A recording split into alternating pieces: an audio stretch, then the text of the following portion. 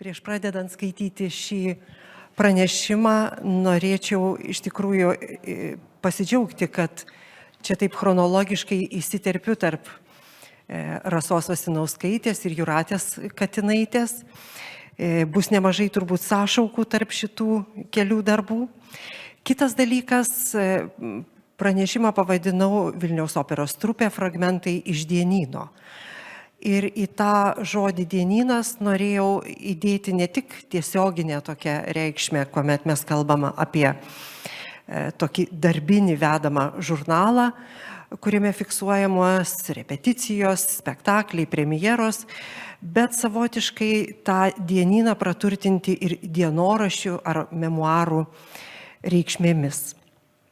Trečias dar dalykas, kad skaidres parengiau labai tokias asketiškas ir gal, sakykime, taip savaip skurdokai, apeliuodama ir į šitą laiką, vokietmečio laiką, kuris, kaip žinia, skurdus savo šaltiniais, nedaug nuotraukų, nedaug dokumentų, apiplyšę kartais kažkokie skuteliai ir tos skaidrės panašės truputėlį į tokį skiautinį iš skutelių sudėtą. Na ir turbūt paskutinė dar tokia replika prieš skaitant, viską surinkus į vieną vietą iš karto pamačiau, kad medžiagos bus per daug, medžiagos ir mano komentaro. Taip kad parengdama šitą tekstą jums stengiausi palikti kuo daugiau dokumentikos, tos dokumentinės medžiagos, kai kuri iš rankraščių, o kai kuri jau ir iš publikuotų, bet gal nebūtinai visų skaitytų leidinių. Tačiau pradėkime gal nuo garso įrašo, kuris tebus iliuzija, bet laiko požiūriu atsidurs netoli šio pranešimo temos tikrovės ir netaps tokia visiška simuliacija. Girdėsime pažo serenadą arba bent fragmentą iš serenados, iš Šarlio Guno operos Romeo ir Džiuljeta, dainuojant Jadvygai Vencevičaitei Kutkuvienei. Kas groja fortepijonu, nėra žinoma. Įrašo metai galimai 1933, o pats įrašas iš Nacionalinės Martyno Mažvydo bibliotekos 2007 metais parengtos senų lietuviškų šelakų plokštelių antologijos.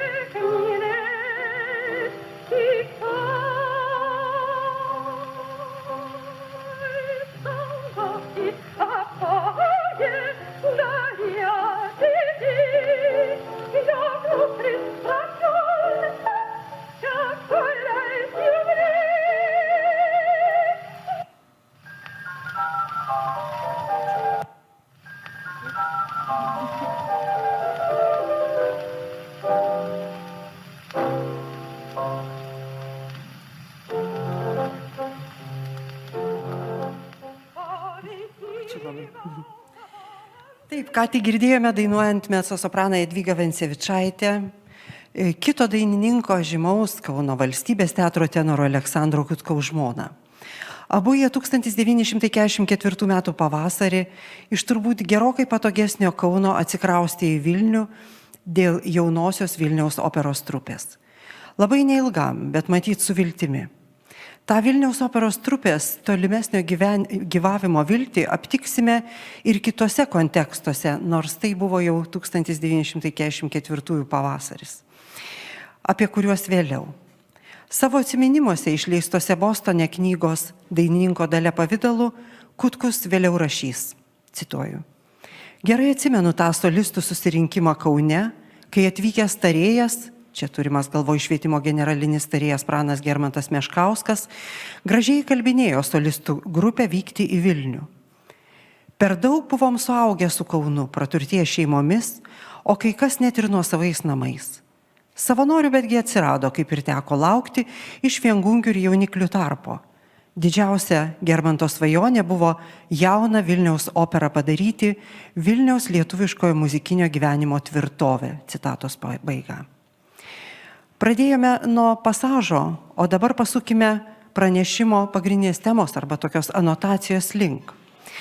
Lietuvos muzikinio teatro istoriografijoje Vilniaus operos trupė nuo nepriklausomybės laikų jau įsitvirtinęs, unikalus, nekartą tyrinėtas reiškinys.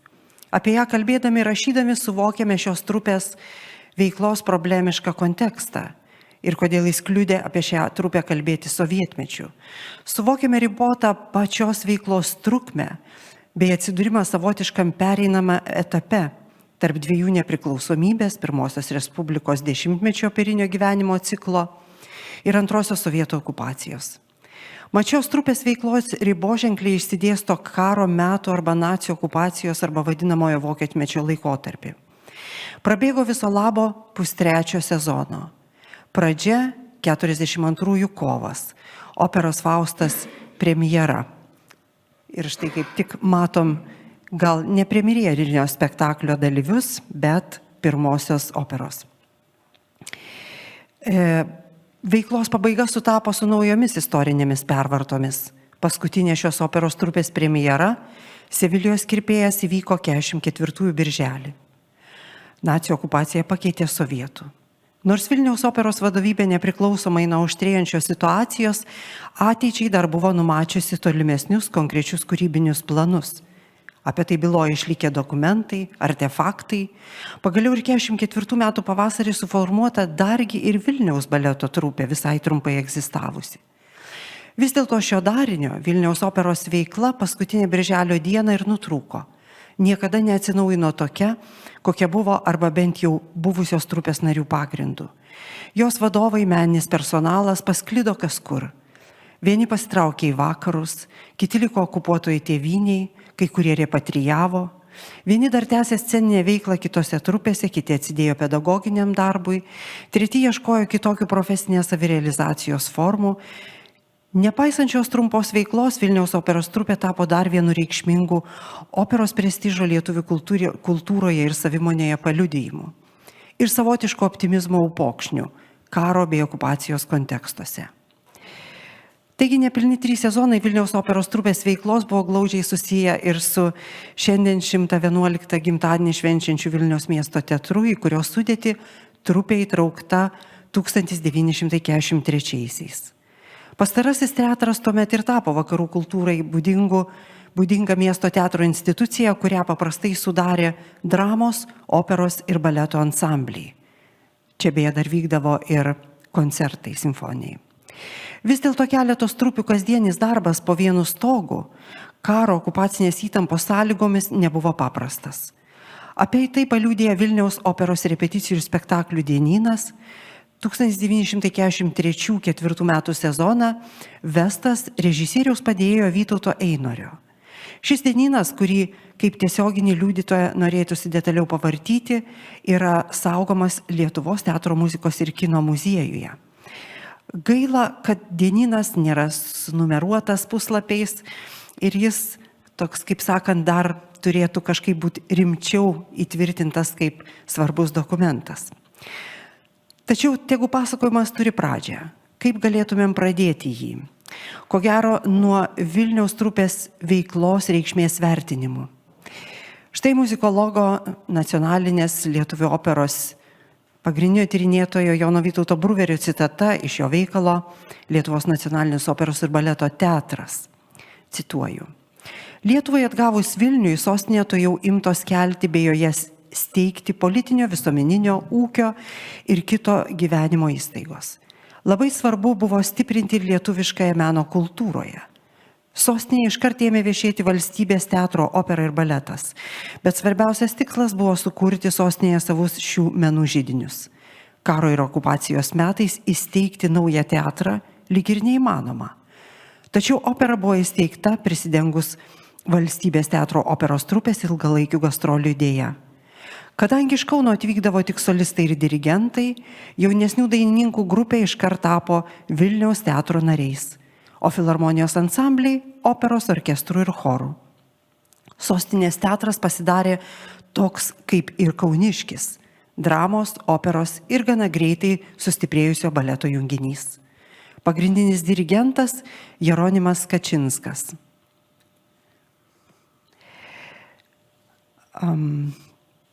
Visas operas režisavo irgi savas režisierius Antanas Zauka, baletmeisteris buvo Vaclavas Germanavičius, chorui vadovavo Bronius Budriūnas, su operos chorais taip pat yra repetavę Antanas Virbickas, Alfonsas Mikulskis, Jonas Novakauskas.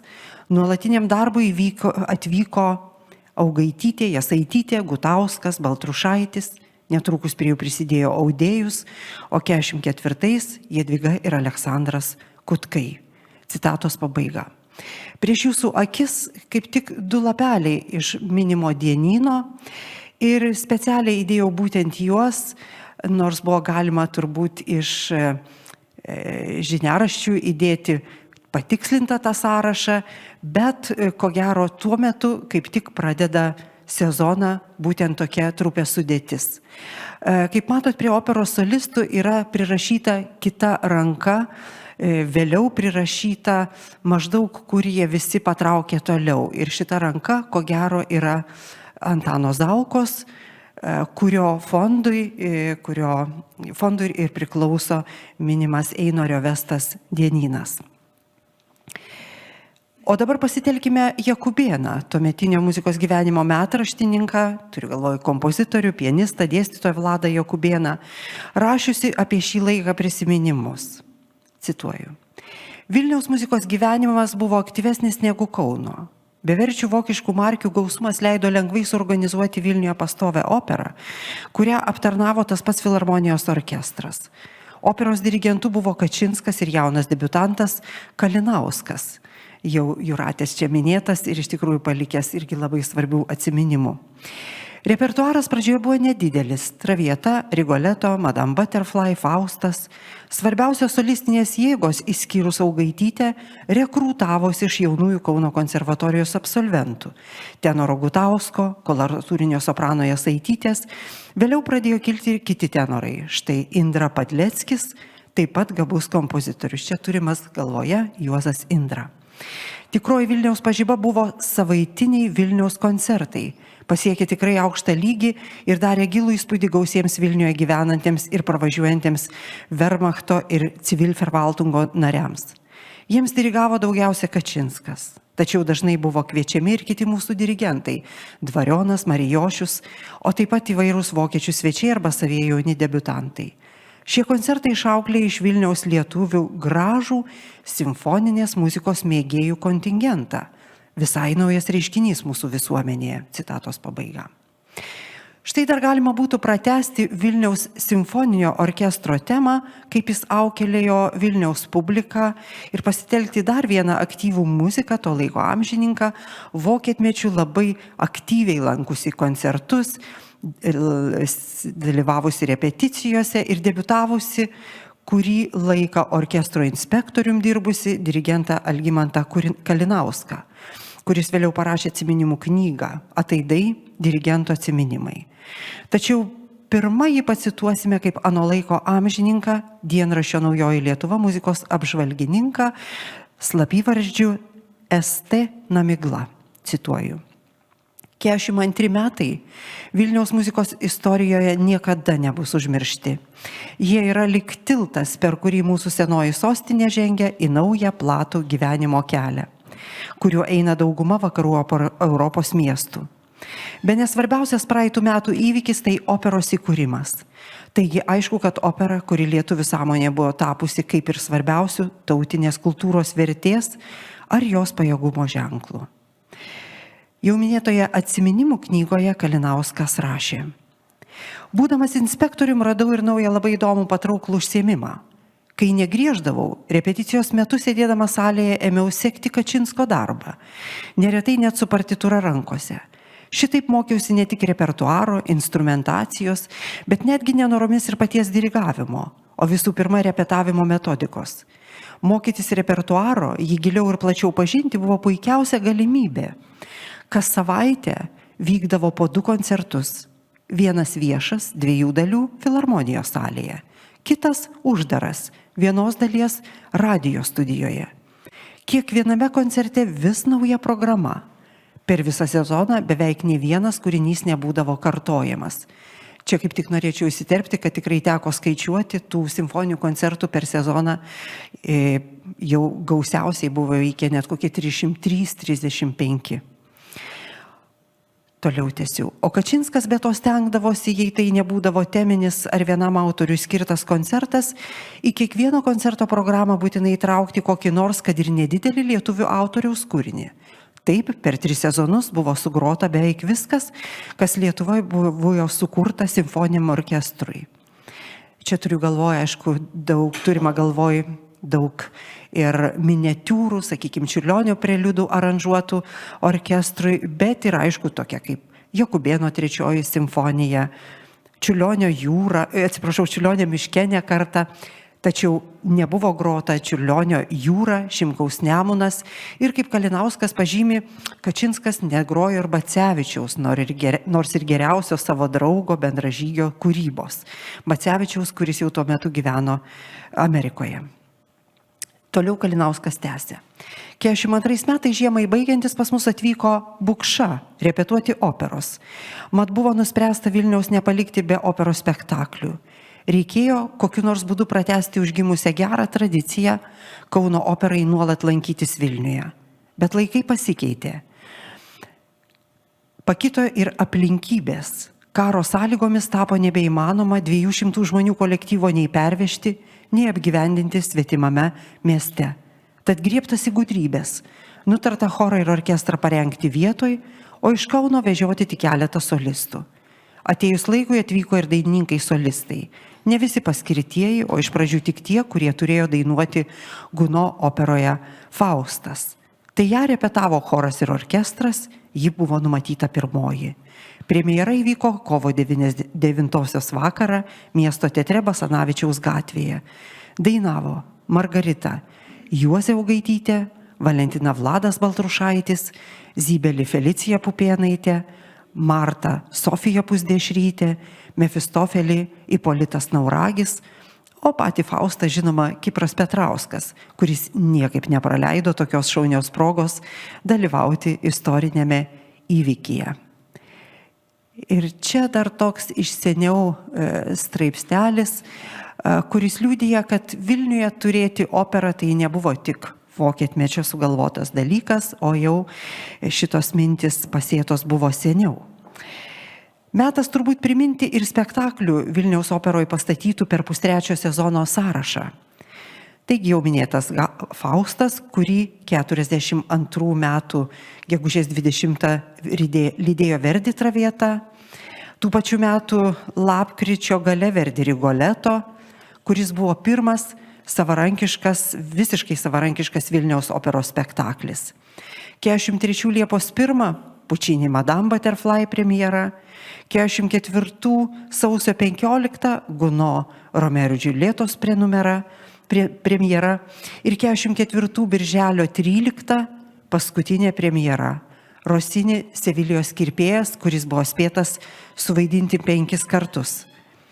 Simboliškas tolimesnis Sevilijos kirpėjo likimas. Nusileidus geležiniai uždangai ir daliai mūsų muzikų pasitraukus į vakarus, DP stovyklose gražiausią savo dieną stūmė daugiau kaip 100, tai yra maždaug pusė Kauno ir Vilniaus teatro solistų.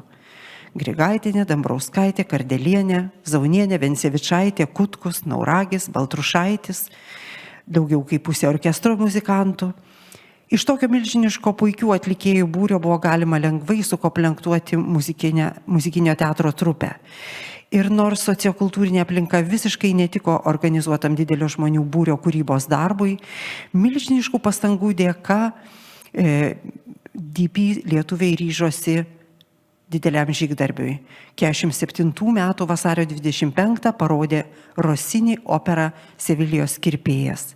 2 spektakliam buvo gautas Detmoldo miesto teatras ir orkestras, prie kurio dirigento pulto stojo Aleksandras Kučiūnas. Dainavo solistai, savo vaidmenį sukūrė ir jau spėjo atlikti Kauno ar Vilniaus operose. Tačiau grįžkime prie karo metų Vilniuje tvyrojusios atmosferos.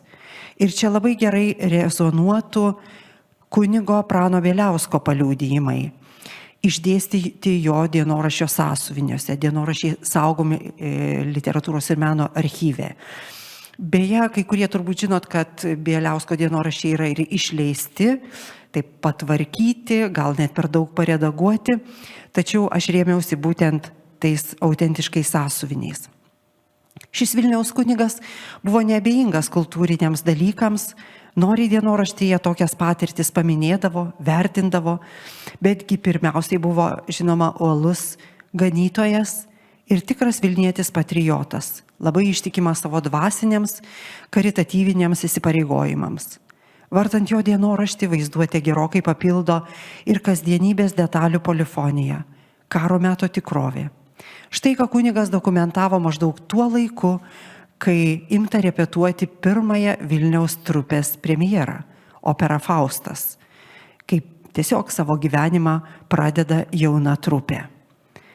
Tai buvo 42, priminsiu, kovo 9 premjerinis spektaklis. Bieliausko dienoraštis. 42 vasario 15.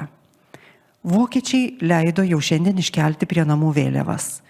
Ir tikrai, eidamas popiet namo, pamačiau, kai beveik prie visų namų jau buvo iškeltos vėliavos. Kai kur tik lietuviškos, kai kur tik vokiškos.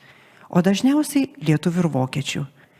Kiek ir smagiau ant širdies pasidarė. Be to pietų metu kalbėta apie reikalingumą sukurti būrelį žmonių, kurie stengtųsi išlyginti nesklandumus, susidariusius tarp kauniškių ir vilniškių. Kauniečiai, pripažindami mums daugiau ideališkumo, peikia mūsų pasyvę laikyseną. Mes jie prikišam protekcionizmą, materializmą ir dažną skirimą į atsakingas vietas senų pažįstamų, net ir su menkesnėmis moralinėmis vertybėmis. Šiandien per pamaldas visose pamoksluose buvo pajudinti nepriklausomos Lietuvos klausimai. Švento Jono bažnyčioje 11 valandą kunigas Alfonsas Lipniūnas paskelbė, kad 3 valandą bus Rasų kapuose žuvusių partizanų pagerbimas. Buvo tūkstantinė minia. Vienas eisenoje dalyvavęs sako, kad dalyvių galėjo būti 20 000, kitas 7 ar 10 000. Prie Basanavičiaus kapo pasakyta kalba ir atgiedota Lietuva tėvynė mūsų. 14:30 miesto salėje Aušros vartų gatvėje 5 filharmonijos koncertas Nepriklausomybės intencija. Dėl bilietų stokos man neteko būti. 42 vasario 25. Kuru aprūpinamos tik vokiečių ir savivaldybės įstaigos. Mokslo draugija uždaryta dėl šalčio. Taip pat daugelis pradžios mokyklų uždarytos. Rinkoje už beržinių malkų metrą prašo 450 rublių, 45 reichsmarkių. Papirosų dėžutė valdiška kaina 2 rubliai, privačiai 30, lašiniai 250-80 rublių, miltų kilogramas 65, tualetinio muilo gabalėlis 60 rublių. 42 kovo 4. Kaziuko turgaus šįmet nėra. Atvažiavo tik keletas sodiečių su geldom, kibirais ir daugiau nieko. Reikia pastebėti, kad ir diena gana šalta. Sniego šaligatviai užversti, guburai. Mat nėra arklių ir tiek vežimų, kad galėtų viską išvežti, kaip buvo daroma kitais metais. Nekalto prasidėjimo bažnyčios klebonas, Žvėryno bažnyčia, kur ir dabar egzistuoja, klebonas kunigas Chomskis, saleziečiai ir redemptoristai areštuoti. Likviduota, uždaryta kunigų seminarija. 42 metų kovo 20. Šaltis 25 laipsniai 30. 42 kovo 23. Girdisi bombonežių ūžimas tarp debesų. Bolševikai puolė Vilnių. Užupio linkme pasimatė besileidžianti iš debesų deganti raketa, apšvietusi visą miestą. Po valandžiukės pasirodė vėl šviesos pluoštai ir atidėjo bombų sprogimai nuo geležinkelio stoties. Žmonės kieme sukruto, nėr kur slėptis. 42 kovo 24. Žukauskaitė sapnavusi apie arkivyskupą Reinį ir kunigą Čibirą. 6 valandą ryte bėga pasižiūrėti, ar kas neatsitiko. Nubėgus vieton pamato baisius dalykus. Visas Švento Mikalojaus klebonijos vieno aukšto pastatas sugriautas. Tarnaitė Teofilė Tylaitė aimanuodama praneša, kad užmuštas kunigas Čibiras, jo tarnaitė Elžbieta Lukšionytė ir kunigo Taškūno sesuo. 42 metų kovo 27 diena. 9 valandą laikau mišias už žuvusius karius Švento Ignoto bažnyčioje.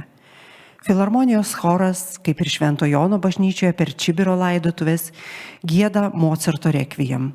Ko gero, fragmentus iš rekviem. 42 metų balandžio 26. Vakare buvau Vaidilos teatre. Siniaus koncerte. Julius Sinius buvo Vilniaus krašto muzikas, kompozitorius, patriotas, mokytojas, kuris ištikimai dirbo ir nepaliko Vilniaus krašto per visą lenkmetį. Grojo priešgaisrinis policijos pučiamų orkestras ir varpo choras dainavo. Kazys Inčiūra skaitė savo kūrinius. Jo eilės ir Siniaus dainelės jaudino mane. Iš jų jautėsi dar karo prislėgimas ir noras būti laisviems. Publikoje matęs smarkaujantį nuotaiką. 42 spalio 11. Jau rengiuosi gulti, bet štai skambutis. 22 valandą ateina suvaidinę operą Faustas iš teatro Nauragis ir Baltrušaitis pas mane vakarieniauti. Mat pietų metu buvau prasitaręs Nauragiui, kad jie gali pas mane ateiti pavakarieniauti. Štai šildome arbatą, papjaustau lašinių, 6 kiaušinių pašutinam, keletą pomidorų papjaustom ir kągi, artistai išvargę, kerta ir vis gyrė, kad visa sveika ir gardu. Daviau ir po keletą lašų. Išlydžiu prieš 2 valandą. Na ir dar vienas įrašas. 43 metų vasario 21. Nerimas visame krašte. 18 valandą suskubame į operą Rigoleto. Šiandien mat vaidina, dainuoja Kipras Petrauskas. Teatras pilnas. Kipro balsas jau netokis skambus kaip seniau. Vis tik dar gražiau už kitus tenorus gieda. Visiems patiko Baltrušaičio Rigoleto. Nors tuometinė vos tik iš Lenkų atgautos sostinės būklė regis nebuvo itin palanki muzikinės kultūros plėtrai, nestokojo problematiškumo, kurį sąlygojo prieš tai sekusių 20 mečių politinė priklausomybė ir jos moraliniai bei ekonominiai padariniai. Vis dėlto nei pastaros aplinkybės, nei jau vėliau 40-44 metais patirtos sovietų bei nacių okupacijos žaizdos nenustelbė Vilniuje gyvenusių ir kūrusių menininkų įkarščio, kurio įkvėpti jie formavo aktyviai tvinksinčią šio miesto kultūrinę atmosferą. Kultūra suvokta kaip vienintelė galimybė išlikti, kaip dvasinės atsparos išraiška dramatiškų įvykių sukūry, iškilo, pasak literatūrologo Kubiliaus, tarytum paskutinis Savigynos pylimas, vienintelė dar prieinama savęs teigimo forma. Visiškai aišku, ypač dabar, kai mums taip arti ir taip pažįstamos Ukrainos karo realijos, kad Vilniaus operos veikla klostėsi lydima irgi didelių sunkumų, bet ir didelių vilčių. Visokeriopį nepritekliai, netikrumas dėl rytdienos, nešildomos patalpos, vidury spektaklio užgestanti elektra, oro pavojaus signalai, dėl policai štundė nutraukiami spektakliai. Visa tai buvo karo metų kasdienybė, kurios akivaizdoje vis dėlto nežlugo viltis. Vilniaus opera šiame kontekste iškilo ne tik kaip kultūrinė vertybė, dar vieno profesionalaus muzikinio teatro perspektyvos gairė ar tradicijos telkinys, bet ir kaip meninė jėga, manifestuojanti tautinę savimonę bei laisvą giluminę būties išraišką.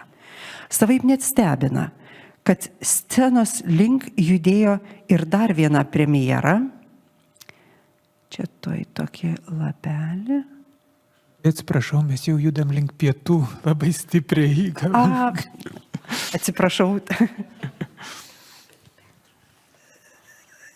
Taigi, tik tai tada paminėsiu, kad judėjo ir dar viena premjera, buvo planuojamas Bizet Carmen. Ir atsitiktinai Čiurlionio mokykloje radau tokį seną patriušusi klavyrą ir kokia buvo nuostaba, kai ten pamačiau Felicijos Pupėnaitės Vasiliauskienės parašą su data tame klavyre ir vėliau išdėstytą tekstą, lietuvišką vertimą, pasibrauktą po klavyro jos partijos eilute. Kokiu būdu tas klavyras pas mus mokykloje atsidūrė, negaliu pasakyti. Na ir kitas dar dalykas buvo, čia tiesiog dokumentas, kad štai dokumentas, kuriame matomas, kad tęsiamas susirašinėjimas su Miuncheno teatru dėl būsimo kito spektaklio Franco Šuberto operos Zingšpylio draugai iš Salamankos. Norint, labai dar norėjau iš to dienyno keletą pacituoti dalykų ir tada, jeigu galima, ir pabaigsiu. Vytautas Einoris buvo režisieriaus padėjėjas ir sunku pasakyti, amžininkų klausinėjau, ar jie žinojo apie tai, kad jis taip dokumentaliai tą dienyną pildė, bet dėja ne vienas nepatvirtino, o dabar jau faktiškai ne vieno iš tų amžininkų nebėra. Ir tiesą sakant, matosi, kad Vytauto Einorio pasakojimai išdėstyti ne visada patiko Antanui Zaukai ir kartais vykdavo jų toks susirašinėjimas. Antanas Zauka parašo: perskaičiau, patvirtinu, bet gal nebūtina viską rašyti, o geriau jau būtina įsekti to ar kito spektaklio programėlę, ką Einoris pamirždavo padaryti. Na, bet štai čia tokių keletą vaizdelių. 43 metų rugsėjais. Pagaliau jau būdamas scenoje, atlikdamas man pavestą vaidmenį, pastebėjau scenoje, kur eina veiksmas, antrąjį monterį Tadziko padėjėją žygiuojant per sceną su kažkokia dėže. Ėjo ir nuėjo tiesiai per sceną su dėže Vilniaus miesto teatre per operos Madame Butterfly spektaklį. Nežinau, kas dar berašyti į dienyną, nežinau, ar aš dar esu režisieriaus padėjėjas, o koks nors monterių scenos darbininkų siuvėjų pastumdėlis. Kodėl mūsų ta vargšė opera pakliuvo į tokias žiaurias aplinkybės? Mes nie kampo, nie kampelio neturim teatre, juk dabar mes teatro sudėty. Čiagi mums ir scena skirta vaidinti, dainuoti ir patalpos, patogumai iš dalies nors naudotis. Nors tiek, kad minimumą savo reikalavimų patenkinti ir netrukdyti kolegai dramai. Žinoma, ankšta, bet reikia trupučiuką susispausti, na ir truputį gerbti savo jaunesnę seserį operą. Na ir tada peršoksiu į paskutinį. Operos Sevilijos Kirpėjo premjera. Statant spektakliui antro veiksmo dekoracijos baigiamos sukti į duris rankenos. Audros efektas griaustinis įvedamas tik spektaklio metu. Žinoma, jie netikėti ir per smarkus tie efektai, išgąsdina net muzikantus. Didžiausia kliūtis premjerai buvo dekoracijų paruošimas. Tai trukdė repeticijas, gadino režisieriaus, dirigento ir solistų nuotaikas, atsiliepdavo repeticijų eigai, atsiliepė ir spektakliui. Pirmą kartą ištisai, be sustabdymų ir panaudojant visas reikalingas priemonės pastatymui, buvo tik premjeros metu organizuota. Premjera visuomeniai buvo premjera, režisieriui, dirigentui, solistų chorui, techniniam personalui, pirmoji ištisinė generalinė repeticija. Girtinas operos meno vadovybės personalas ir solistai už menišką drąsą, riziką bei ištvermę, pakenčiant tylomis ir su protestais visas kliūtis paruošiamajame premjeros darbe.